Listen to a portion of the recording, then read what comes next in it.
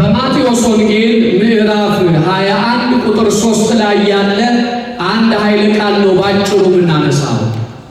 ለጌታ ያስፈልጉታል ይላል።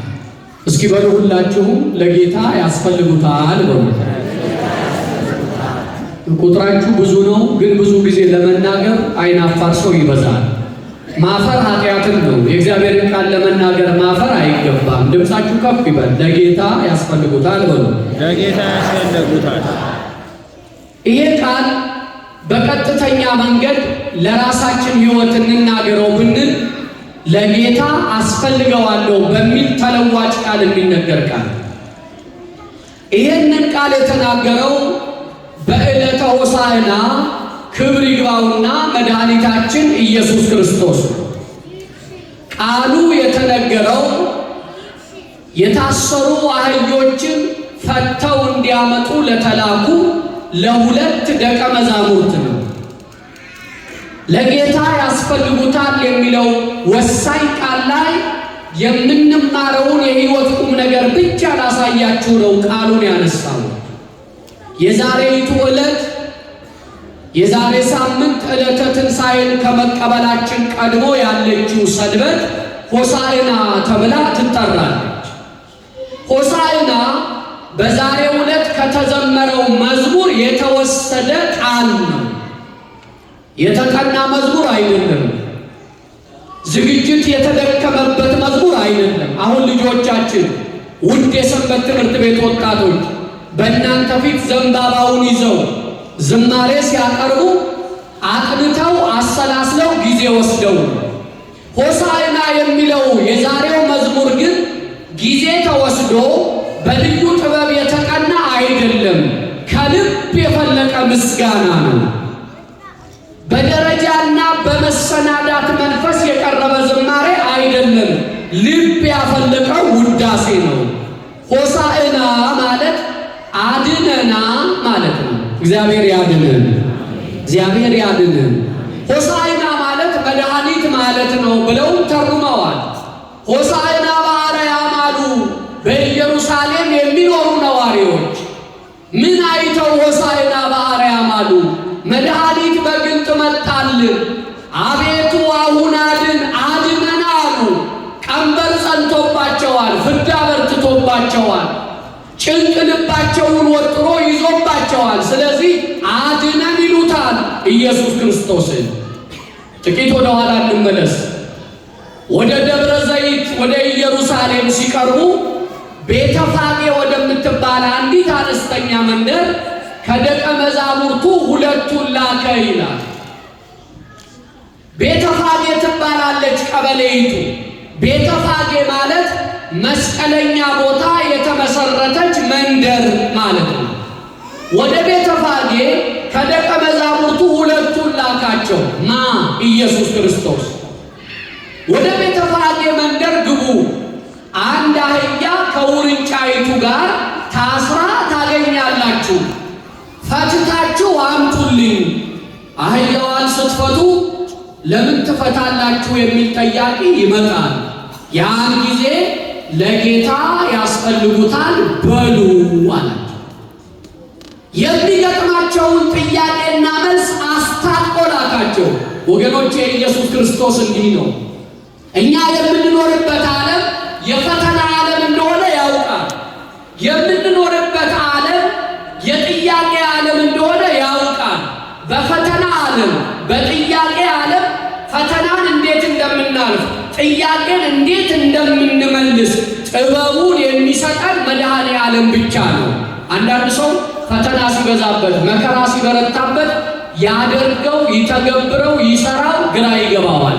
አሁን ፈተና ውስጥ ያላችሁ ጥያቄ ጥያቄ ጥያቄ በህሊናችሁ እየተፈጠረ የህይወትን ጥያቄ ለመመለስ የተጨነቃችሁ ለየትኛውም የህይወት ጥያቄያችሁ ከስነ ልቦና አማካሪ ከምድር አዋቂ እናነቃለን ከሚል ሀያሲ መልስ አታገኙ።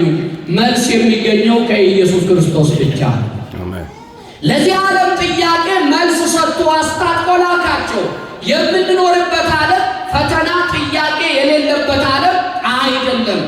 ዛሬ ከፊት ለፊታችሁ በካባ ከብረው በቅዱስ ሥጋው በክቡር ደሙ የታተሙ ወልደ ተክለ ሃይማኖትና መራተ ሥላሴ የፈተናውን ዓለም መልስ የሚሆነውን ጌታን ይዘን እንጂ በግላችን ልናልፈው አንችልም ብለው ነው ዛሬ እየቻሉ ሙሽራ ሆነው በፊቱ የቆሙት። እግዚአብሔር ትዳራችሁን ይባርክ፣ ልጆቻችሁን ይቀድስ።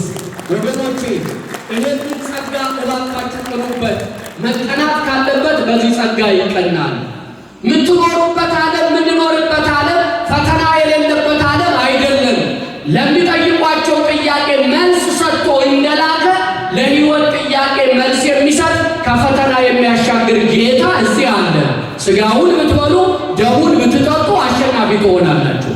ወደ ከተማ ገቡ። ጌታ እንዳለው ከተማ ሲገቡ የታሰሩ አህዮች አገኙ። እግዚአብሔር ውጡ አይልም። ውጡ ካለ በኋላ ከተናገረው አያስቀርም። ብዙዎቻችን ወጥተን የማናገኘው ውጡ ሳይለን እየወጣን እግዚአብሔር ሳያዘን እየቀደምን ነው። ብሂል አለ በሀገራችን፣ የጅብ ችኩል ቀንድ ይነክሳል ይባላል። እግዚአብሔርን ሳያስቀድም የወጣ ሰው ልክ ሥጋ አገኘው ብሎ ቀንድ እንደነከሰው አውሬ ነው የሚሆነው። ወገኖቼ እግዚአብሔር ውጡ ሳይላችሁ አትውጡ። ብዙዎቻችን ነገሮቻችንን በጸሎት አንጀምርም። ይሄ ያከስረናል። ውጡ ያለ ጌታ እንዳላቸው ሲወጡ የታሰረ አህያ ከውርንጫይቱ ጋር አገኙ። ልክ ሲፈቱ ጠያቂ መጣ። ለምንድን ነው ያሰርኳቸውን አህዮች የምትፈቱት አላቸው። መልስ ሰጥቷቸዋል። እሱ ኢየሱስ ካለ ውጭ ሌላ ቃል አልተናገሩም። ለጌታ ያስፈልጉታል። መልሱልኝ። ለጌታ ያስፈልጉታል አሉ። ያንኑ የነገራቸውን ቃል መለሱ። ወገኖቼ እግዚአብሔር ካላችሁ አትጨምሩ፣ አትቀንሱ። ብዙዎቻችን እግዚአብሔር የማያውቀው የለ እያልን እኮ ብዙ ጊዜ በድለናል። እግዚአብሔር የማያውቀው የለ። ለምሳሌ በኋላ ዛሬ በነገራችን ላይ ቤተ ክርስቲያኒቱ ጾማችንን የምታረምበት ቀን ነው። ዛሬ ማርክ የሚሰጥበት ቀን ነው አይደል? ቀጠሯችን ማርክ እንሰጣለን። ጾማችን በምጽዋት ካልደመቀ እርባና የለውም ስንል ስንማር ከርመናል። ልብ በሉ። ጾም ምጽዋት ሲኖርበት፣ ለምሳሌ አንድ ሰው መስረቁን ስላቆመ ብቻ አይሰጥም። መስረቁን ያቆመ ሰው መስጠትን መልመድ መቻል አለበት። መስረቅ ያቆመ ሰው መስጠትን ካልተረዳ ከቶ ሊባረክ አይችልም። ልክ እንደዚህ ጾማችንን ማርክ ልንሰጠው ነው፣ ልናርም ነው። ወገኖቼ ልብ ብላችሁ አስተውሉ። እግዚአብሔር ካለ መጨመር የለብንም። አንዳንዶቻችን ግን እግዚአብሔር ከነገረን እንወጣና እግዚአብሔር የማያውቀው የለም እንላለን። አሁን ለምሳሌ የጾማችንን ማርክ ስንሰጥ እግዚአብሔር የማያውቀው የለ የቁርሴን ላጠራቅም ነበረ ደግሞ እዛ ያኛው ጉዳይ ጎደለ ሲሉ ላኩ ብሎ የእግዚአብሔርን ገንዘብ ልኮ ምክንያት የሚያመጣ ሰው እግዚአብሔር ካለው መጨመር መቀነስ የተገባ አይደለም። እነዚያ ደቀ መዛሙርት ለምን ትፈታላችሁ ሲባሉ ለጌታ ያስፈልጉታል አሉ። ፈተው አመጡለት። መድኃኒታችን በአህያይቱና በውርንጫይቱ ላይ ከኔ ጋር ሁኑ። ከኔ ጋር ናችሁ? በአህያይቱና በውርንጫይቱ ላይ መቼም ሰው መቀመጥ የሚችለው አንድ ነገር ላይ ነው አይደል?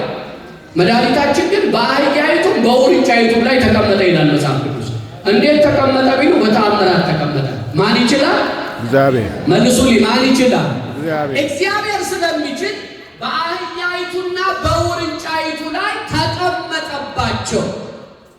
አህያይቱ ላይ ሲቀመጥ እንኳን ላንተ ለተቀመጥክባት አህያ ክብር ይገባል ብለው ጨርቃቸውን አነጠፉ።